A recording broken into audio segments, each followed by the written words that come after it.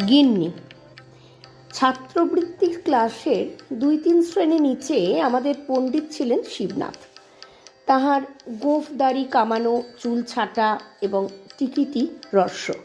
তাহাকে দেখিলেই বালকদের অন্তরাত্মা শুকাইয়া যাইত। প্রাণীদের মধ্যে দেখা যায় যাহাদের হুল আছে তাহাদের দাঁত নাই। আমাদের পণ্ডিত মহাশয়ের দুই একত্রে ছিল। এদিকে কিল, চর, চাপড় চারাগাছের বাগানের উপর শিলাবৃষ্টির মতো অজস্র বর্ষিত হইত। ওদিকে তীব্র বাক্যজ্বালায় প্রাণ বাহির হইয়া যাইত। ইনি আক্ষেপ করিতেন, পুরাকালের মতো গুরু শিষ্যের সম্বন্ধ এখন আর নাই। ছাত্রেরা গুরুকে আর দেবতার মতো ভক্তি করে না। এই বলিয়া আপনার উপেক্ষিত দেবমহিমা বালকদের মস্তকে সবেগে নিক্ষেপ করিতেন এবং মাঝে মাঝে হুঙ্কার দিয়া উঠিতেন। কিন্তু তাহার মধ্যে এত ইতর কথা মিশ্রিত থাকিত যে তাহাকে দেবতার বজ্রনাদের রূপান্তর বলিয়া কাহারও ভ্রম হইতে পারে না। বাপান্ত যদি বজ্রনাথ সাজিয়া তর্জন গর্জন করে, তাহার ক্ষুদ্র বাঙালি মূর্তি কি ধরা পড়ে না? যা হোক, আমাদের স্কুলের এই ৩য় শ্রেণী ২য় বিভাগের দেবতাটিকে ইন্দ্র, চন্দ্র, বরুণ অথবা কার্তিক বলিয়া কাহারও ভ্রম হইত না। কেবল একটি দেবতার সহিত তাহার সাদৃশ্য উপলব্ধি করা যাইত। তার নাম যম, এবং এতদিন পরে স্বীকার করিতে দোষ নাই এবং ভয়ও নাই। আমরা মনে মনে কামনা করিতাম উক্ত দেবালয়ে গমন করিতে তিনি যেন আর অধিক বিলম্ব না করেন। কিন্তু এটা বেশ বুঝা গিয়াছিল, নরদেবতার মতো বালাই আর নাই। সুরলোকবাসী দেবতাদের উপদ্রব নাই। গাছ হইতে একটা ফুল পাড়িয়া দিলে তারা খুশি হন, না দিলে তাগাদা করিতে আসেন না। তারা করিয়া আসেন, তখন তাহাদিগকে কিছুতেই দেবতার মতো দেখিতে হয় না। বালকদের পীড়ন করিবার জন্য আমাদের শিবনাথ পণ্ডিতের একটি অস্ত্র ছিল।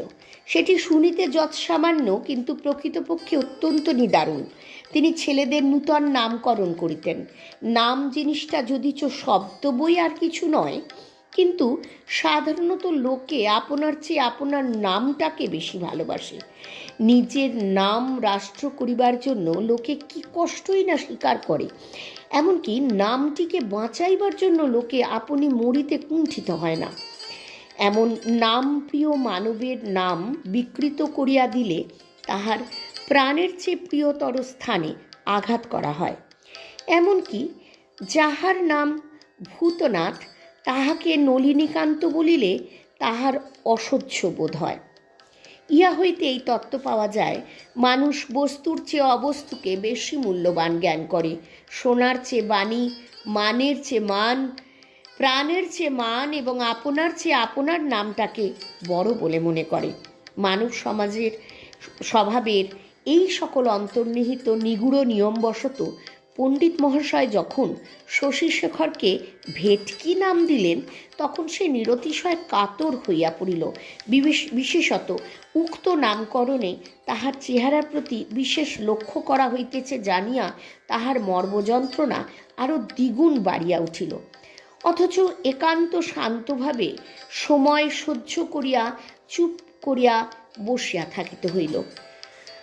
আশুর নাম ছিল গিন্নি, কিন্তু তাহার সঙ্গে একটু ইতিহাস জড়িত আছে। আশু ক্লাসের মধ্যে নিতান্ত বেচারা ভালো মানুষ ছিল। কাহাকেও কিছু বলিত না, বড় লাজুক, বোধহয় বয়সে সকলের চেয়ে ছোট। সকল কথাতেই কেবল মৃদু মৃদু হাসিত, বেশ পড়া করিত। স্কুলের অনেক ছেলেই তাহার সঙ্গে ভাব করিবার জন্য উন্মুখ ছিল, কিন্তু সে কোনো ছেলের সঙ্গে খেলা করিত না এবং ছুটি হইবা মাত্রই মুহূর্ত বিলম্ব না করিয়া বাড়ি চলিয়া যাইত। পত্রপুটে গুটিকতক মিষ্টান্ন এবং ছোট কাঁসার ঘটিতে জল লইয়া ১টার সময় বাড়ি হইতে দাসী আসিত। আশু সেজন্য বড় অপ্রতিভ। দাসীটা কোনো মতে বাড়ি ফিরিলে সে যেন বাঁচে। সে যে স্কুলের ছাত্রের অতিরিক্ত আর কিছু, এটা সে স্কুলের ছেলেদের কাছে প্রকাশ করিতে যেন বড় অনিচ্ছুক।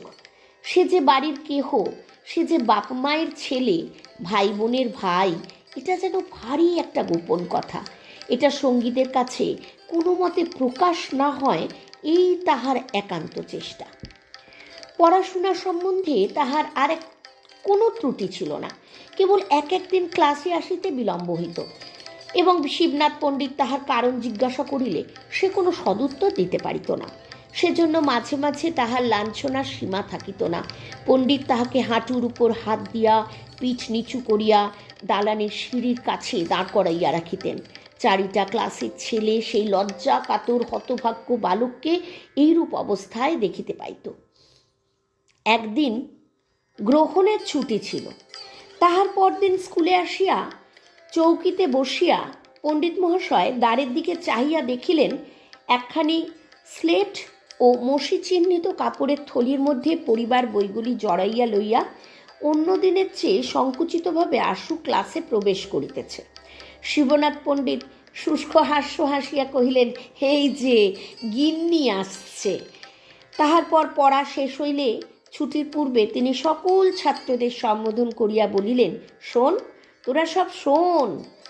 পৃথিবীর সমস্ত মাধ্যাকর্ষণ শক্তি সবলে বালককে নিচের দিকে টানিতে লাগিল, কিন্তু ক্ষুদ্র আশু সেই বেঞ্চির উপর হইতে একখানি কোঁচা ও দুইখানি পা ঝুলাইয়া ক্লাসের সকল বালকের লক্ষ্যস্থল হইয়া বসিয়া রহিল।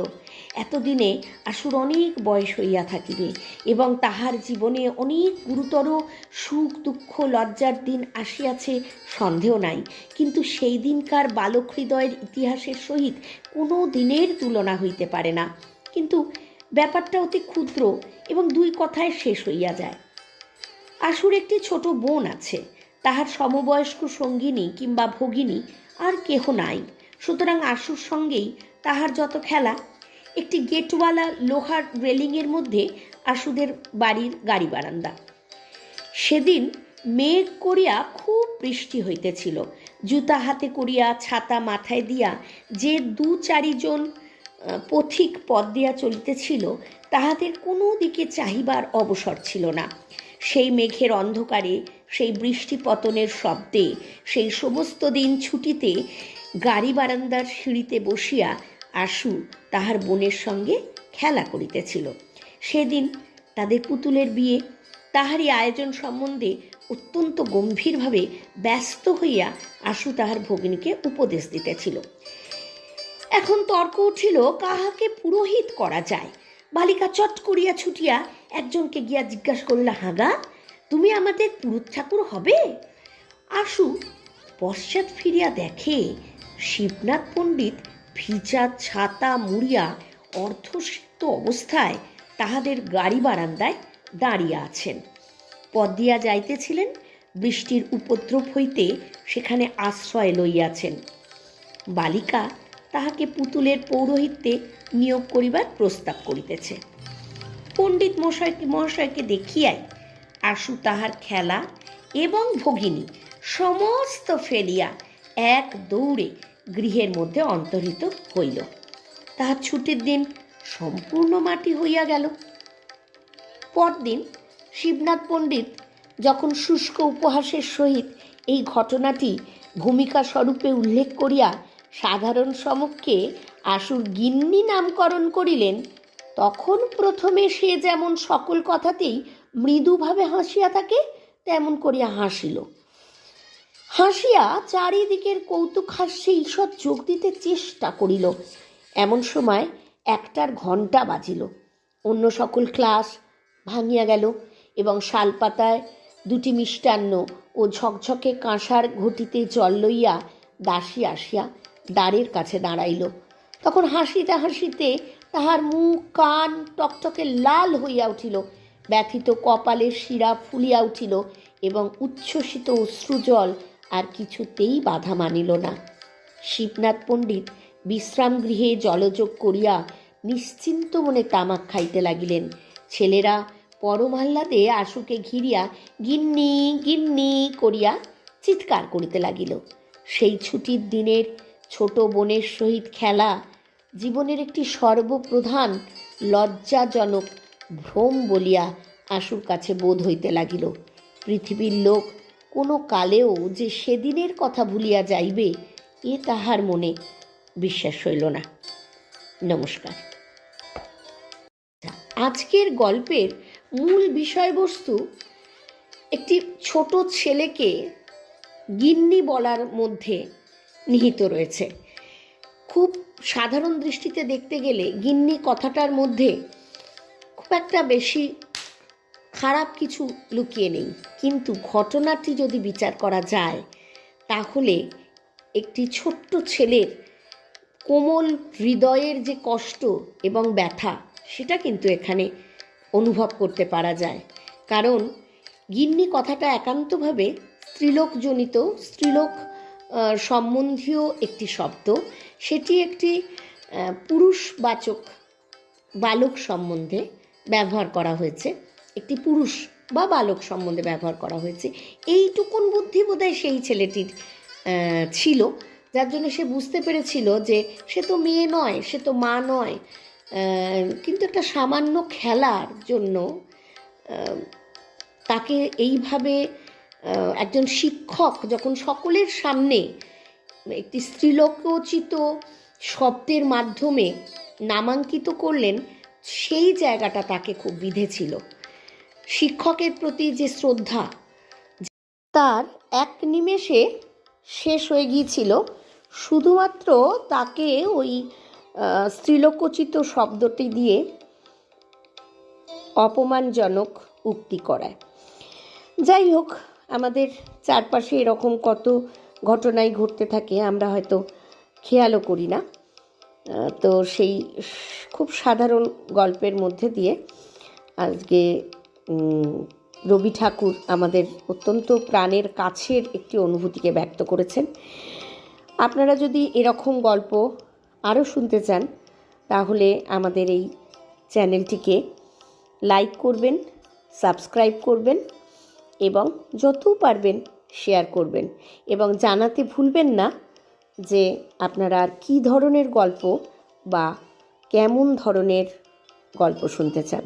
আমি অবশ্যই সেই ধরনের গল্প পাঠ করবার চেষ্টা করব। ধন্যবাদ।